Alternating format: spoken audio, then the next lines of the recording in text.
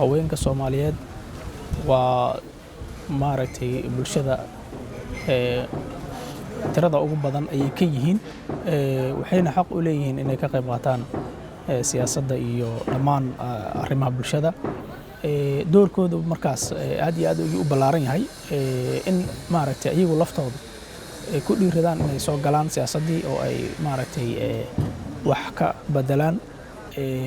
waxaa jirin doorashooyin maaragtay dadku ay ka qayb qaadan karaan oo qof iyo cod ah ayaan jirin marka waxay noqotay doorashadii in maaragtay matalaad iyo wax noocaas ah isaga badato saas darteed maaragtay dad soo tagay ayaa gabdho inta badan oo qurbajoog ay u badnaayeen ayaa ka shaqeeyay inay gabdhahana maaragtay xusul dub mar hadduu jiro aanan maaragtay ayadana la iloobin marka waxyaabahan yar point maxaa la dhihi jiray markaas ay imaadeen runtii taa iyada waxaan ugu jawaabi lahaa in waddanka loo diyaariyo kaliya in maaragtay ay doorasho qof iyo cod ah oo kale ay dhacdo si dadka dhammaantood ay fursad ugu helaan inay ama wax doortaan ama ayaga la doorto qondada marka ama waxyaabahan boqolkiiba 30 iyo maaragtay qoraalada ah waxay aad iyo aad fursad u siinayaan gabdhaha kaliya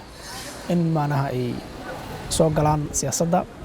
oo ragga kaliya siyaasadda ka mid noqonin gabdhahana maaragtay ay soo galaan siyaasadda loo ogolaado inay maaragtay qayb ka noqdaan